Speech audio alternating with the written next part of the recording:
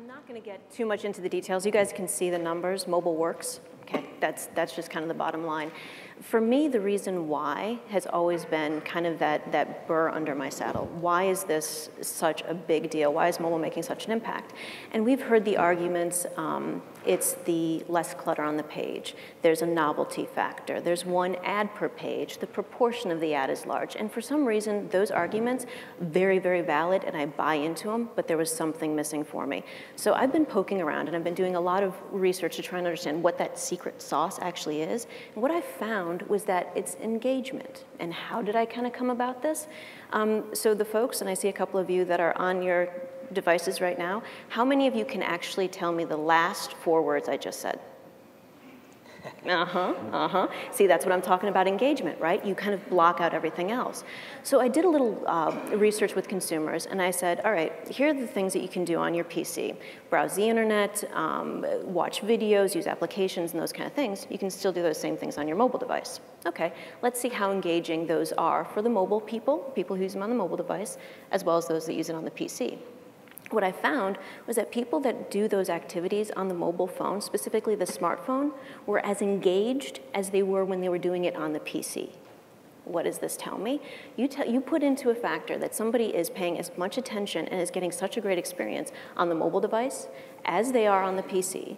Then you add in all those other factors, proportion of the ad, the one message, the less clutter per page. All of a sudden, the reason why mobile's doing so great, it's a no-brainer. It just makes sense. And that really is the excitement for me when I saw that, and I just got these in last week. I was bonkers. It is very exciting. So then, with that, I guess the first thing that jumps out into my mind, and maybe I can throw this to Steve, is are we cannibalizing an impression? If this is such great performance, is this where you need to sink your dollars and not online? Is this, what is the duplication from online to mobile? Steve, can you speak to that? Or? Yeah, I mean, I think what's important to understand, and this session's about looking at things not in a vacuum and across media, and that we shouldn't look at mobile in a vacuum, but understand the value that mobile brings. We work with hundreds of publishers, a lot of different brands. We've done subscriber studies and figure out how much how many people we ask them, how many are still going to the online site. And these are major brands that you probably go to every day.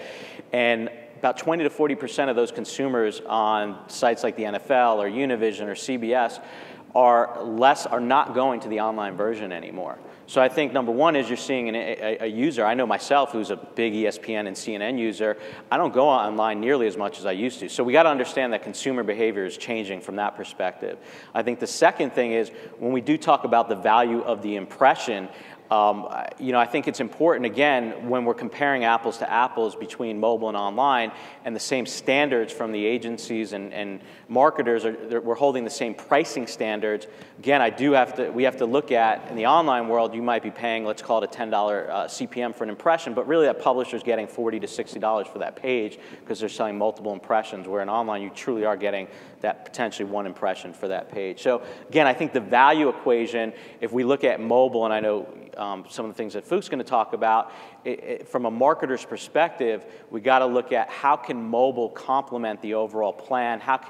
There's definitely a great value equation there, even though we've all beat to death today that the creative size might not be as large. Well, and the one thing that I'll add to that is we've been doing a lot of studies where we measure both the online piece and the mobile piece, and then looking at that crossover section to understand who's been exposed to the online as well as mobile.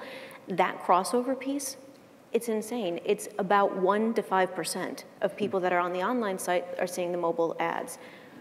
Okay, so what does this tell me, and what do I go back to when I'm trying to give these reports and tell clients, yeah, it actually did work, and you're getting unduplicated reach by incorporating the mobile piece, just because of what Stephen was saying. A lot of folks aren't going to both sites, so it is something that we're seeing in our research as well.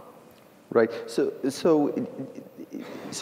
you've got potentially different consumers on consuming content in different ways on these two different platforms. So if we look about the online versus mobile, and then we take it the next step. And I know Danielle, who gave us the keynote on talked about couch to the car, and obviously, we traditionally never thought about mobile, just digital impressions bridging so many gaps. And now, not only can we bridge certain gaps in the PC environment, which at that point were revolutionary, now we can take this onto the street and we can own the street. So when we comparing the two, and before we move into sort of traditional activation, how do you look at, maybe Joy, you can speak to this, how are marketers out there looking at the online buy versus the mobile buy, and how are they reconciling the two?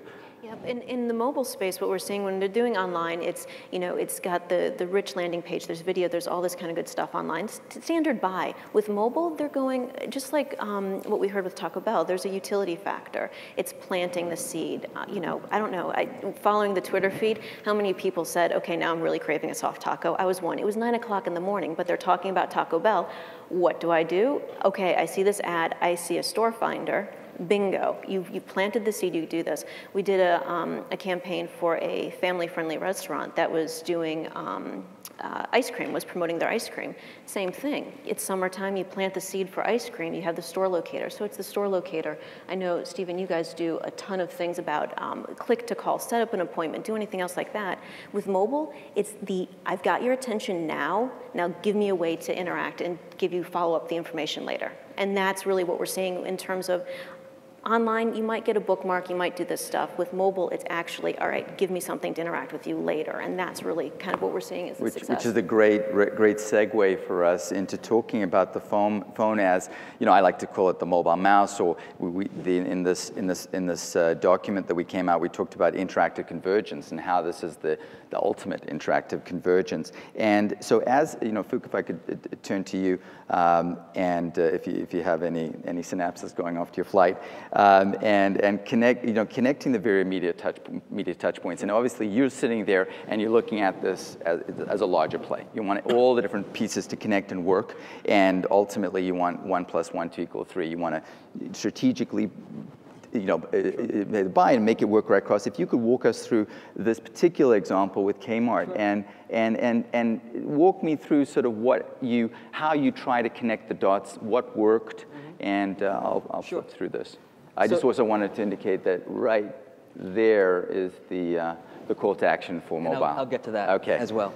So for this particular campaign for our Kmart client, they were exclusively distributing a basketball shoe, their version or their answer to the Starberry, a low price point basketball shoe, which the campaign was focused primarily on African American, around 13 to 18 years old. And so that in and of itself posed some challenges whereby we had to look at their consumption of media, and we knew that they didn't have as high a propensity to watch so much TV, so we had to explore other ways, i.e. mobile, to capture their attention. And some of the buys that we've done, we did with this campaign in terms of planning it, was we even went with carrier-specific inventory on Boost that really, you can't get anywhere else. They tend to over-index very high against African American and Hispanic Americans as well. So we did a strategic and targeted buy with some of those publishers and carriers. But what we also did was we also know that these African American teens are always out and about. They're playing basketball. They're in the street. In this particular example, in terms of how we integrated mobile with other forms of media, we did a New York City subway buy as well, where we had the strong call to action where if they text to a certain short code, a keyword, and that was protege, which is the name of the brand, we would push them a WAP link, and that WAP link would take them to a customized site. Within that customized site, there were free ringtones for them to download, wallpaper, video that they could see for the brand. And as you could see, the performance did fairly well, exceeded the client's expectations. And not only of all those different types of assets that they could download, but we saw that the product gallery views were very high as well, in addition to the store locator page, in terms of them finding out where their closest Kmart store was. So all in all, the client was very happy with this campaign.